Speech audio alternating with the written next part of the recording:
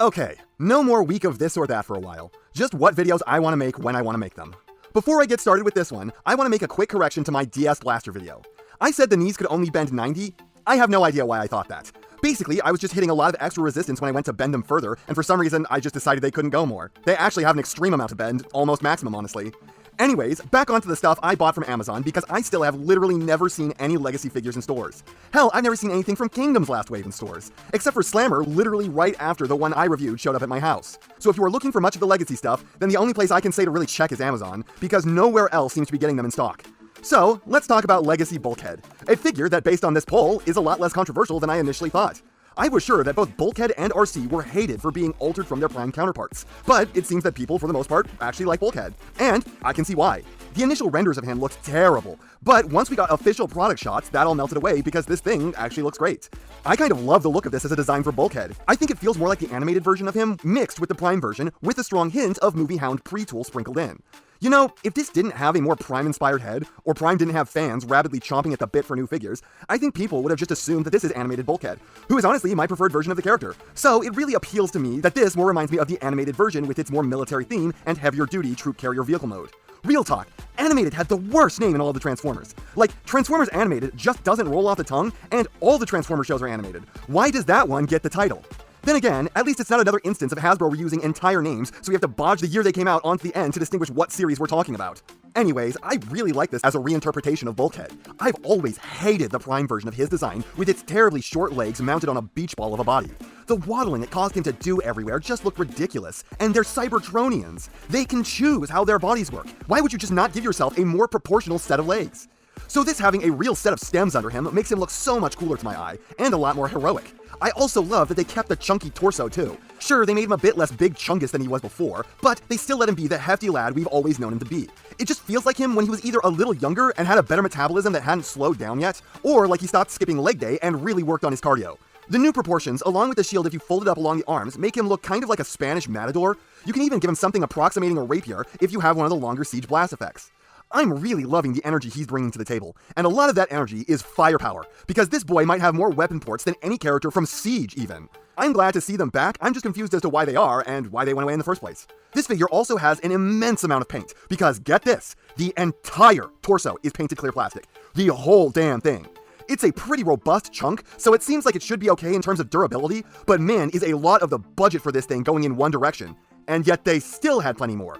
Like, there is still tons more on his legs, on his accessories, on his accent pieces. There's almost no hollowness. This thing is huge, towering over most other figures, and being much wider too. The rumors that this was an Optimus Prime retool were completely unfounded. Seriously, did this thing have infinite budget? People were acting like they were betraying Bulkhead with this figure. But they are spending bread here. If you told me that this was a modern leader, I'd believe you. But it's a Voyager. This is no insult to Bulkhead. They are trying here. They are giving it their all, and for once, they aren't trying to gouge us in any way. This figure is pretty admirable on that alone. Really, I only have two issues with this robot mode. One, the gun pegs into his back through this tiny hole, and it has like anti-grip, so it falls off for little to no reason, plus it's just not posable like this at all. And two, yeah, those are fake tires on his back for no reason. They exist to be spares for the back of the alt mode and to make the figure uglier. You could get rid of them and only make the figure better, but those are the only two problems I have with how this looks. I had a few concerns going in, which have all been squashed by the actual figure. Like, I was really worried that the green they were using was going to be hideous like the Kingdom Rhinox's pistachio snot colors. But I'm happy to say that no, these are a vibrant and rich green, and despite the torso being painted clear plastic, the whole thing is color matched incredibly well.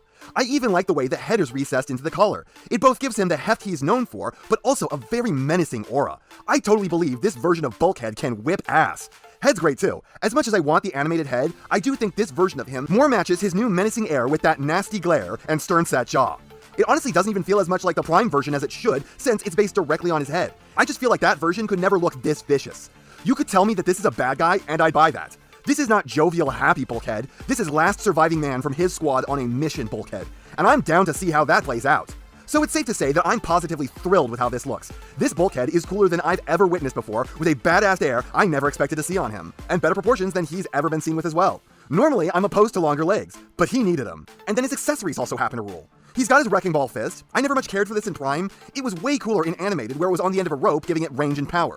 In Prime, his fists were already made of metal. What's putting a metal shell on his hand going to do? Because it's not like his fist can get harder than it already was. Here, it's covered in ports, so you can add blast effects, giving it all kinds of elemental damage types or extra functions. So it's a good bit more awesome than the Prime fist. Though, I still wish this had the option of being on a string. Then he's got his gun. 50% clear energon, 50% painted metal, 0% sense. How exactly do you make a rotary cannon out of energon crystals? Why would you do that? If it's shooting lasers, why is it a minigun, whose whole point is to shoot lots of metal bullets? And if it's shooting bullets, I can only imagine clear explosive crystals are not a good conductor for lead. Lastly, you got his shield. You can be really stupid and have it folded wrong so it's made out of cloth, or you can convert it into one of the more substantial shields ever given to a TF figure. For starters, it's just big, but it also is really heavy duty with bashing spikes and a viewing window. You can combine it with his gun and the Wrecking Ball to make a video game murder shield or something of a stationary turret. It's also big enough to just be used as a simple barricade, especially for smaller figures. So I'm pretty impressed with these. The shield rocks, which I did not expect to say. The gun is pretty silly, but it's still made well, and I like the uses it has, though again, it would be better if when it pegged onto his shoulder, it had a little bit more range to freewheel about and shoot foes. And the Wrecking Ball is better than I anticipated. It actually ends up pretty cool instead of something that makes me ponder metal being harder than metal. So thumbs up on the accessories. He gets way better ones than normal. So far, Bulkhead is slaying it, and he's not stopping with the posability.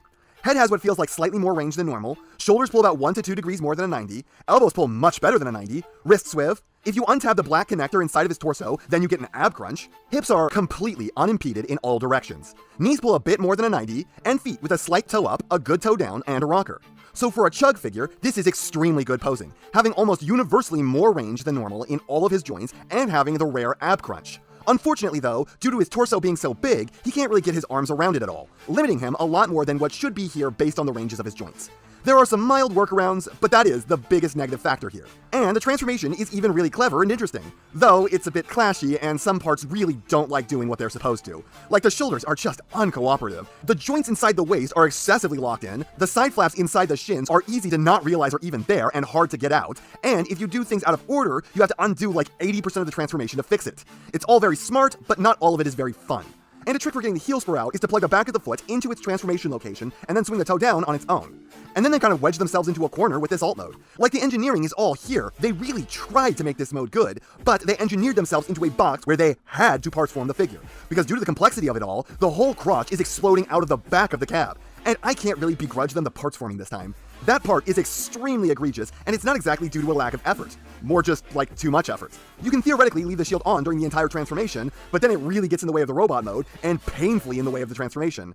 As sacrilegious as this is to say, it's more fun if you just do the parts forming this time. However, once you have the parts forming piece on, you have a great little Arctic crawler. It looks fantastic. The fists being inside the windows are not really distracting, there's very little kibble, the feet almost look like the doors that belong on the back of the truck, it rolls great, the tires each have ports so you can give him all of the kneecappers! He's got some pegs on the sides that people are interpreting as minicon ports, but I don't know that I can agree to that. Minicon ports have those holes in the center to activate a gimmick, but this is just a hollow piece of plastic here. There's no gimmick to activate. None of the other figures are getting them, and we don't seem to be getting minicons in this line at all. So I think it's safer to say that this was just designed to prevent vacuums from forming when you peg it in. But yeah, I have very few complaints about this alt mode, so long as the parts forming piece is on. If it's not, however, yeesh. So this is a great alt mode, fully featured, very little kibble, well painted, and you could say the same for the rest of this guy. Honestly, this is kind of an amazing figure. It kicks ass. It is a cool as hell reimagining of the character who's built well, painted like mad, poses great, gets a fistful of some of the better accessories to come out in recent years, transforms acceptably, and has a really solid alt mode. I understand that you might feel slighted by it not being the character the way he was ever shown before, and I was there with you at first, but I think this wound up cooler than that would have otherwise been, honestly. And they really went to town to try to make this worth the money, and I think they succeeded. However, I don't know if I can call this a micro masterpiece. I have called worse figures that before, but this kind of doesn't embody the spirit of the title.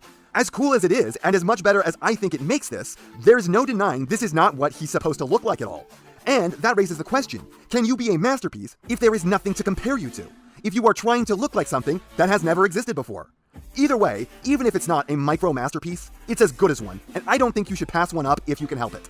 And that's not half what I have to say, but it's enough what I have to say. And I know, you know, what everyone else tells you to do at the end of these videos. So, if you liked what you saw here, please do that. And if you'd like to take it a step further, then please, share this video with any friend you think may be interested. I hope you all enjoyed listening to me waste your time.